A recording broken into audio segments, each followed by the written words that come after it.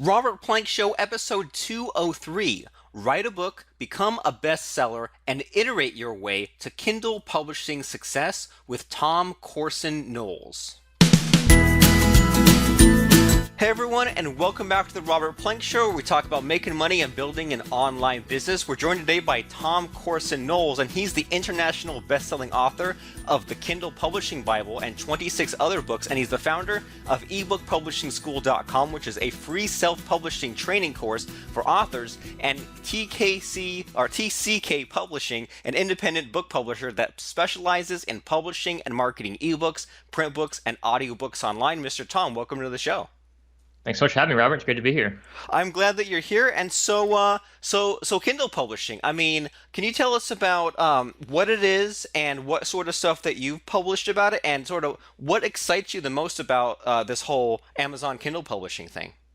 Yeah, definitely. So, I wrote my first book like 10 years ago. This was like way before Kindle even existed. Back then, if you wanted to self-publish a book, I mean, you had to spend $25,000. You had to get 5,000 physical books shipped to your garage. You had to have a climate-controlled environment to make sure they actually stayed okay and didn't get moldy or messed up or wrinkled. And then every time you wanted to make a sale, I mean, you had to go out there, you had to find the customer, you had to make that sale, you had to collect the cash from the customer, then you had to go get an envelope, you got to put the book in the envelope, you got to lick the stamp, you got to put the address on, you got to send it out there, you got to make sure they get it. And that to me, it just seemed like this ridiculous business model. Like why would anybody do that? And so I pretty much kind of gave up my dream of becoming an author because I couldn't go that self-publishing route. It just didn't make sense. And I couldn't get a traditional book publishing deal from a traditional publisher. And so, I just gave up on that dream until like 5 years ago, someone said, why don't you just self-publish your book on Kindle? And I just, I had no idea it was even possible. So I did all my research, published my first book on Kindle. And I remember, Robert, I logged into my account a month later and I hadn't told anyone what I'd done. Like I was so embarrassed I had to self-publish my book that I didn't tell anyone what I'd actually done. But I logged back in my account. In 30 days, I had sold 11 copies of my book. And I was like, that for me was a light bulb moment. I was jumping up and down. I was like so excited because I knew immediately, look, if I can sell 11 books without telling anyone what I'd done, imagine what I could do if I treated this like a business. Because that was like over $20 in royalties in a month without doing anything. Right. And I had been blogging for years. And, it took me 3 years to make my first $20 from my blog.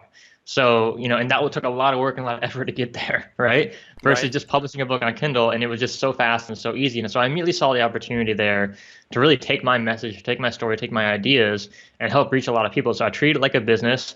Every day I was working on writing my next book and marketing and building my platform. And within 10 months, I had my first $12,000 month just from ebook royalties alone on Amazon Kindle only. Jeez, and that's crazy. And I really like the way that you look at it, and I really like your attitude about it, because a lot of what I hear from people who maybe are struggling with Kindle or struggling with this whole self-publishing thing is I hear a lot of people saying, well, I only get 99 cents out of this, or I only get $1.99 out of this. And from what I'm hearing from you, like, okay, well, maybe, a lot of books are priced like cheaply, but the way that you just described, like the old way of doing it back in the dark ages when you had this huge investment, you didn't even know if your books were going to sell, and when you did want to sell a book, it was just this moving physical copies around. And so, I mean, what are your thoughts on that? Because I mean, it sounds like from what I'm hearing from you, like it's there's the lower of the price, there's like the race to the bottom, but that's okay because there's all these opportunities for these accidental sales, like what happened to you. I mean, absolutely. I think, business has never been easier than it is today. Like there's never been any time in the history of humanity when it's been easier to start a business, to make money, to publish books, to write books, anything you want to do. It's never been easier before than it is today. And I think, it's kind of crazy to complain about it, but that's like part of human nature, right? Like part of human nature is that, we look at the world and we look at obstacles outside of us, and we have a choice. Like we have a simple choice, Robert. Either we can say, these external situations, the market's saturated on Kindle, the price is too cheap, there's no way to make money. Like we can have all these excuses, or we can actually go to work and really do our research and really study, figure out, okay, what is the real problem here, right? What can I do today to improve my situation, to improve my business, to improve my income? And, you can either focus on what you can control in life, or you can focus on what you can't control.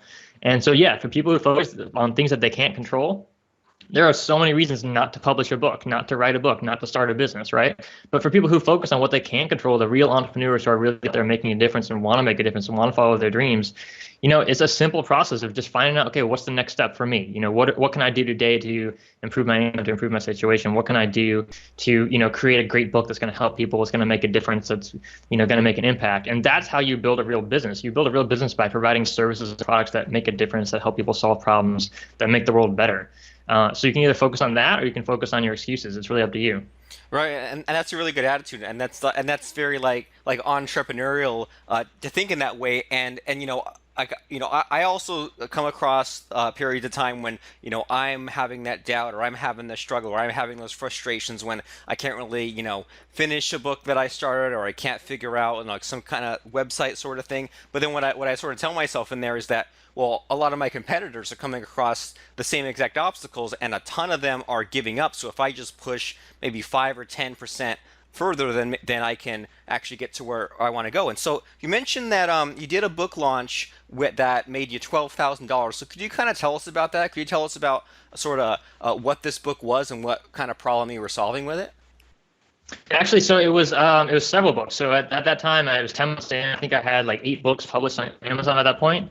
And so the thing was, like, I had written like 12 books throughout my life that were, some were finished, some were half finished, some were just a couple paragraphs. But because, the self-publishing route didn't make sense because I couldn't get a traditional book deal, like, I never really pursued it, right? There was never really any avenue, any reason, any motivation for me to really finish those books. But as soon as I saw those 11 sales that first month, I was like, this is real. This is a huge opportunity here. And so I went to work every day publishing books. So I had, 7 or 8 books out of that time. So it wasn't just one book. But I think, what really made a difference for me was just focusing on, okay, like, what do my readers really want? Like, what is the big problem? What is the big pain point my readers really want right now?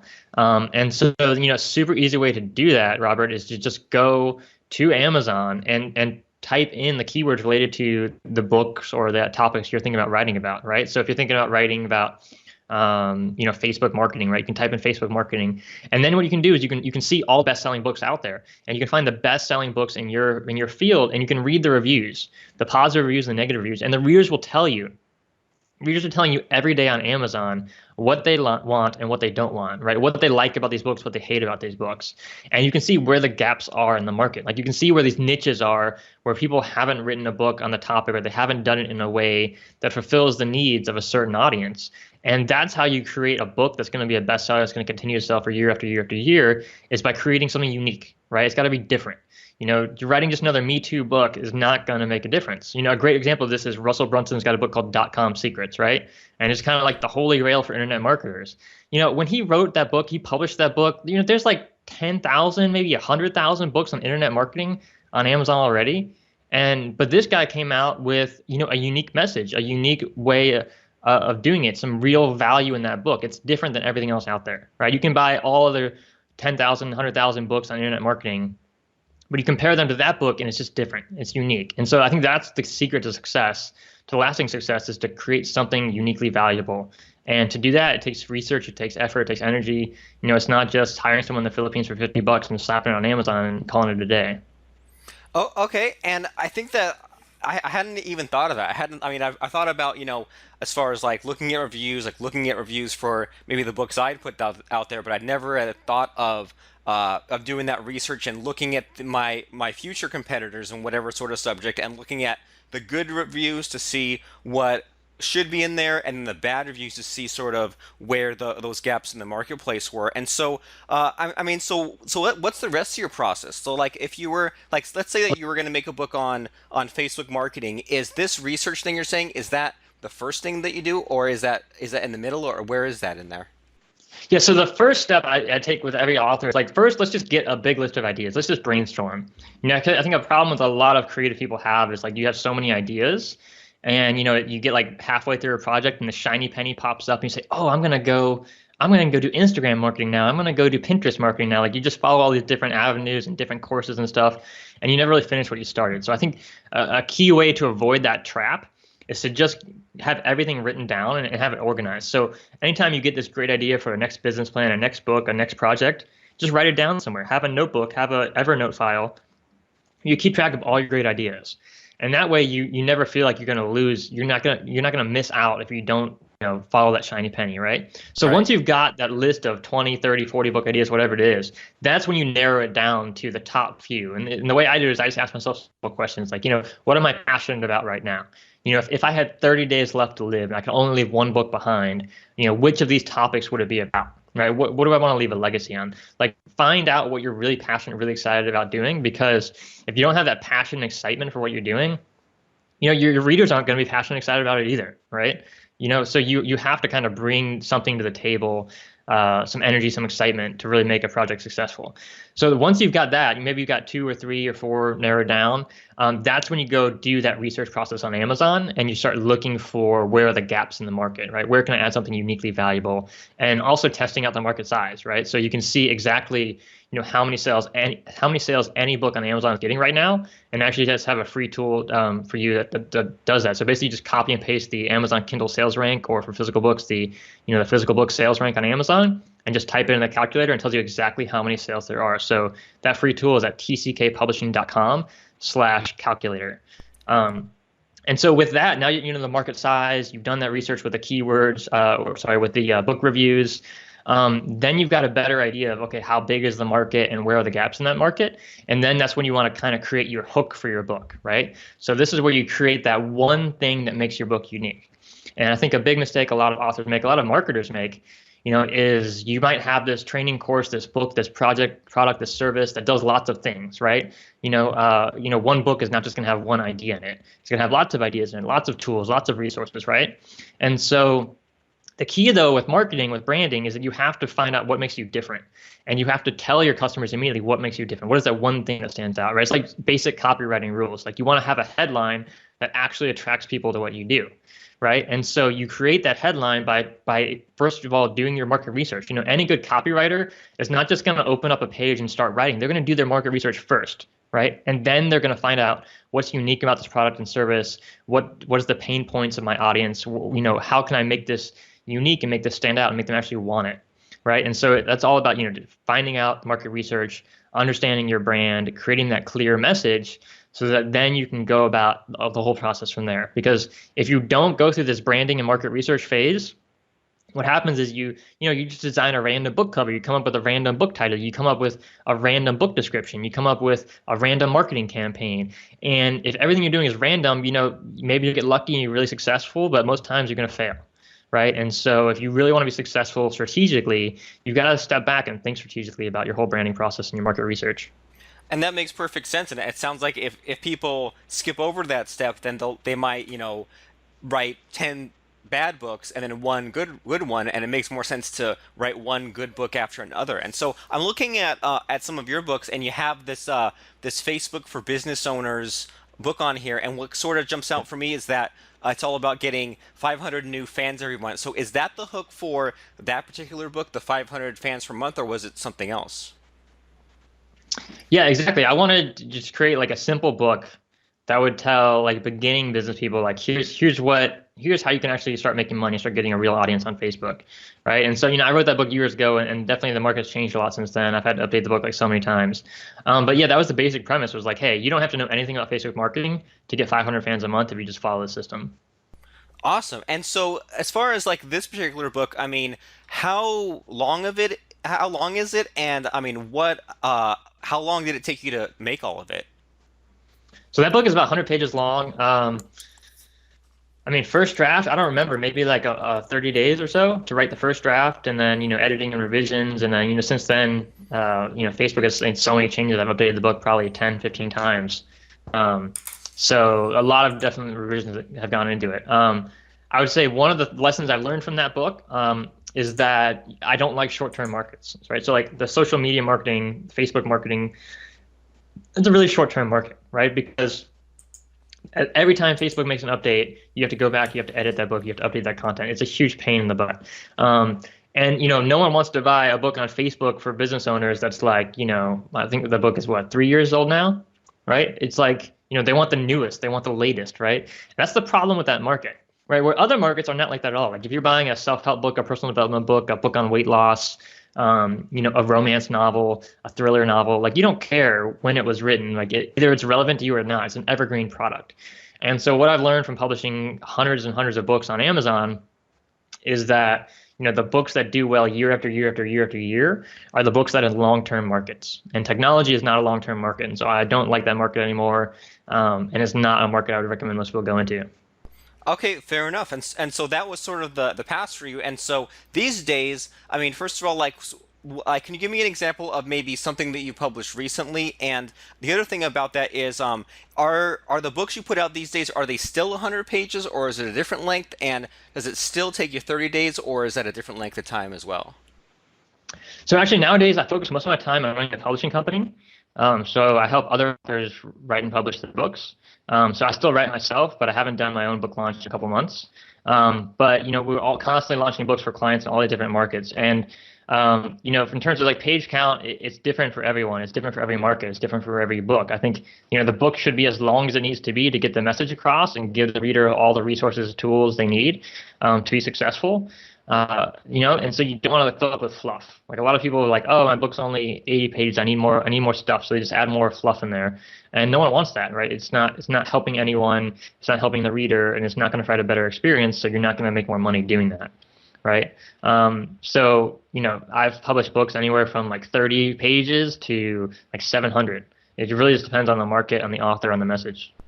Okay, fair enough. And so when you write the books that you write, or you help your clients write the books, I mean, do you have a specific process for going from that hook, and do you have a certain way of fleshing out the chapters and of creating the contents of the book? Yeah, definitely. So once you've clarified the market research, the hook for the book, that's when you want to just start brainstorming again. And so this time, instead of brainstorming book ideas, you're going to brainstorm the ideas to conclude in that one book you've selected, right?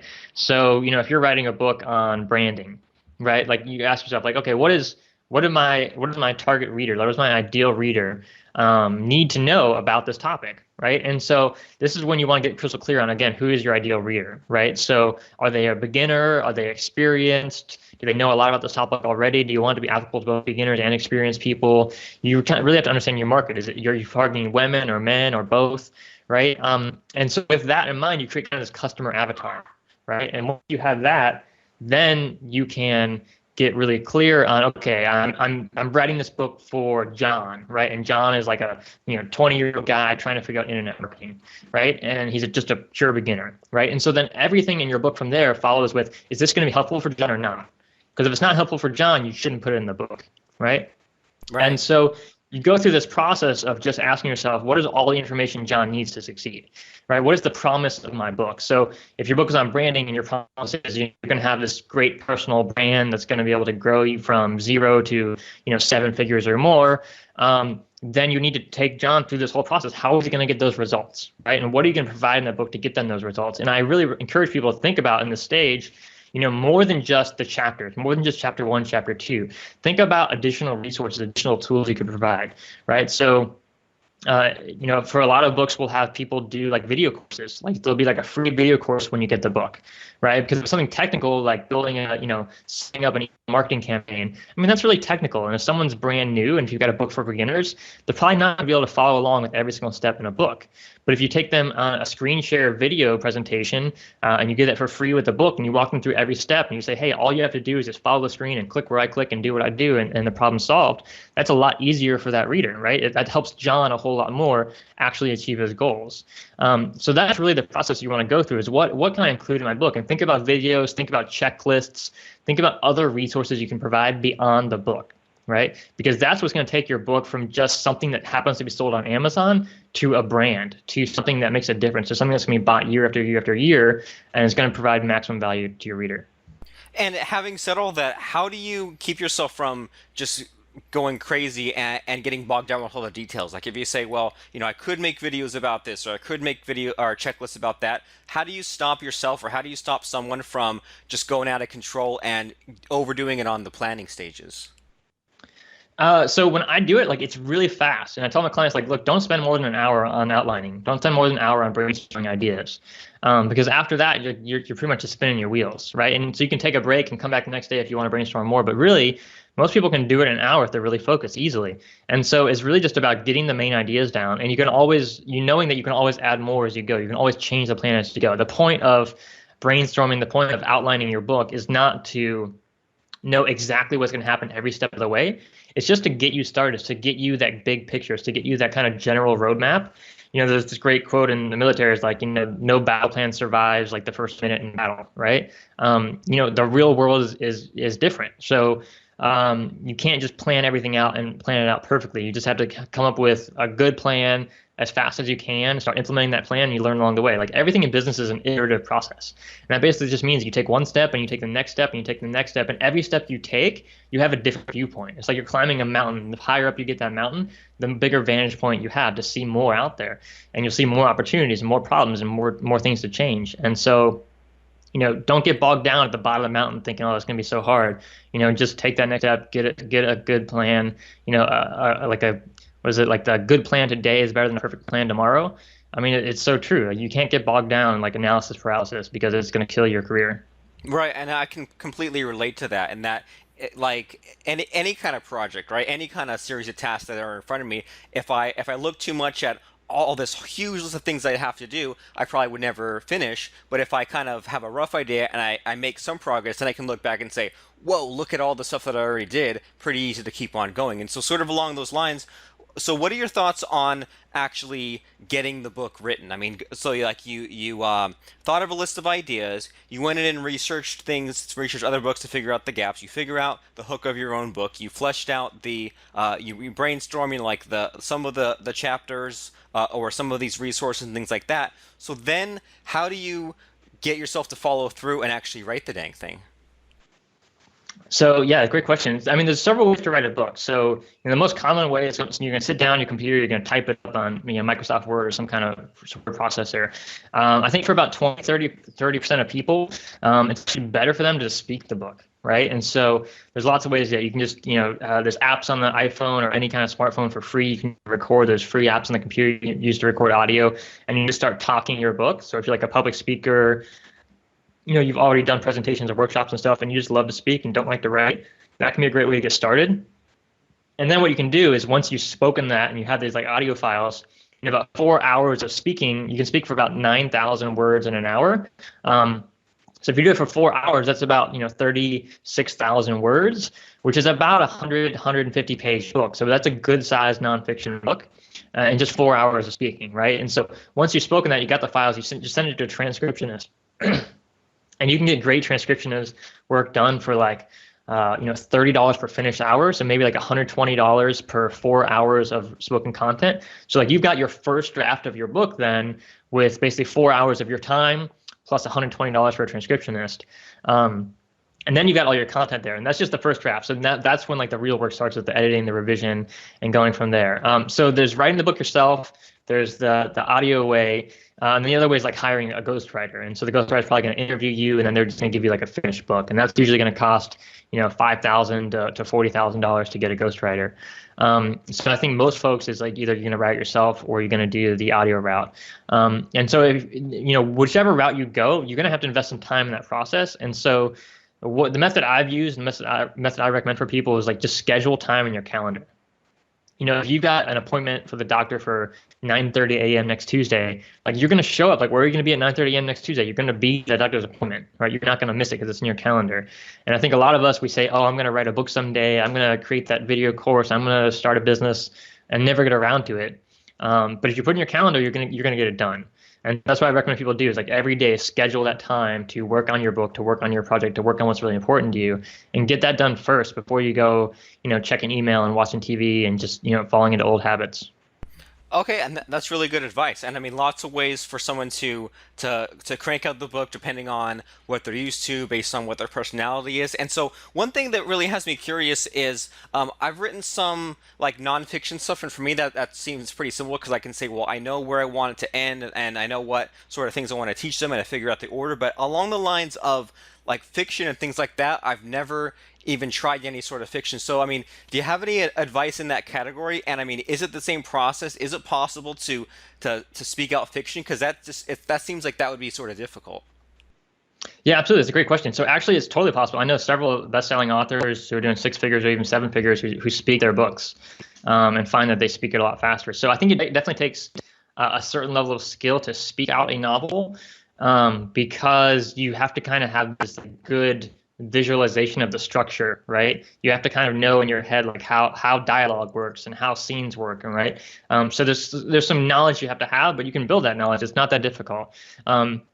The actual process, if you actually look at just the big picture overall process of writing a nonfiction book versus a fiction book, it's the exact same process, right? And I think there's a lot of fiction novelists out there who say, oh, it's nothing at all like writing nonfiction. Well, if you look at the process, it actually is exactly the same, right? First, you're going to, this is the same process we just talked about. Like you're going to find out, what stories got you most inspired, right? Like out of all your different story ideas, which one are you most excited about? And then you're going to go do market research. You're going to find out where the real market is, where the gap in the market is, what readers are actually buying. So you write something that's actually popular, right? And then once you've got that, that's when you come up with your brainstorming session. So instead of brainstorming all the ideas, like in a nonfiction book, you're going to brainstorm all the different scenes, right? So if you know the story, like you got some, I'm not going to go into the story, but basically if you know what the story is, then you draw out the scene. So instead of outlining like a nonfiction book, you're going to plot. You're going to plot your book. Like what is scene one, what's scene two, what's scene three, all the way to the end of the book, the end of the story, right? And once you've got that, that's when you actually sit down, you do that writing process.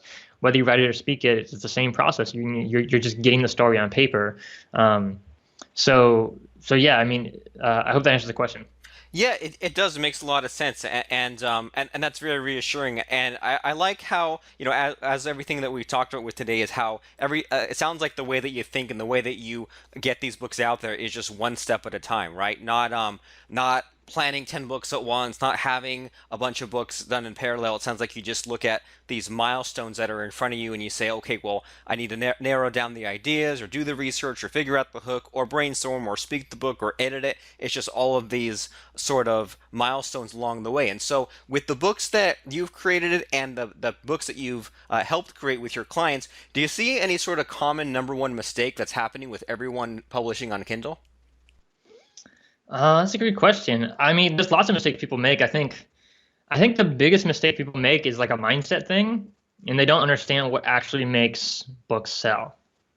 And what I mean by that is there's a lot of factors that go into it, right? So just to give you an example, there's the book title, there's the subtitle, there's the book cover, there's the description on Amazon, there's the reviews you have, there's the keywords you choose, there's the links that you build, right? There's the branding behind it, right? All these different aspects. There's the market research. How big is that market, right? All these different aspects of your book impact your sales, right? And so if you mess up one thing, it's kind of like this combination lock.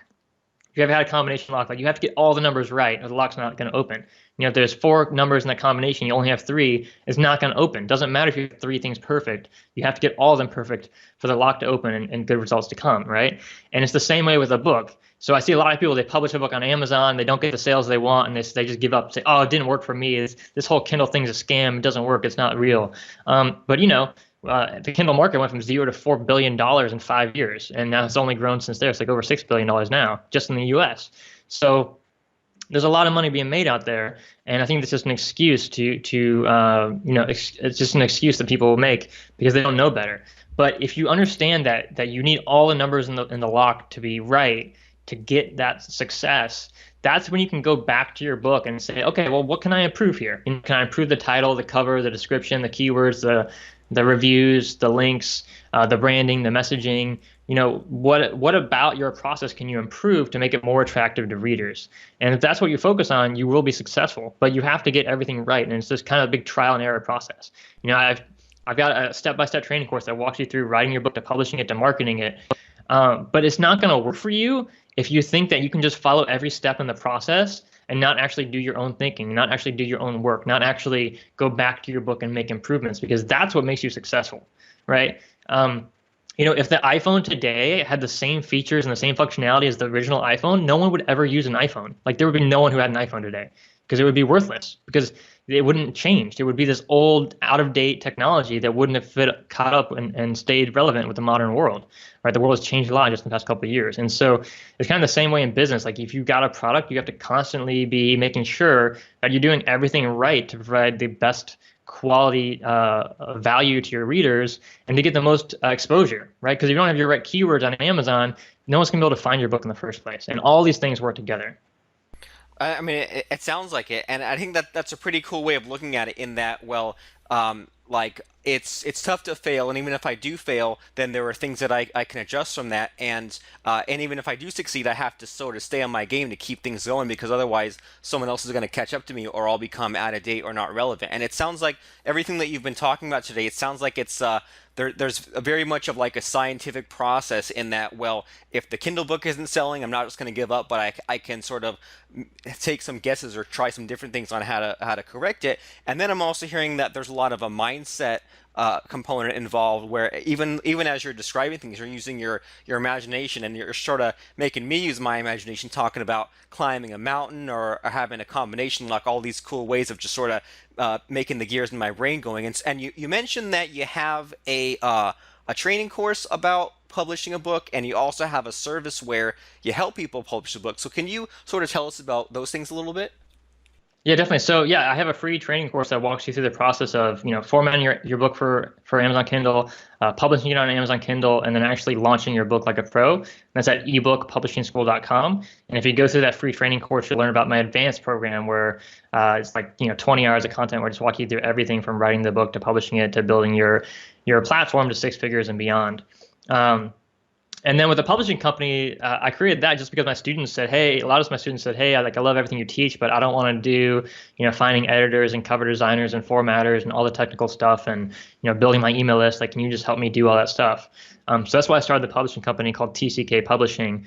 And if you're interested in that, and if it'll be a good fit, you just go to tckpublishing.com and click submission guidelines at the top.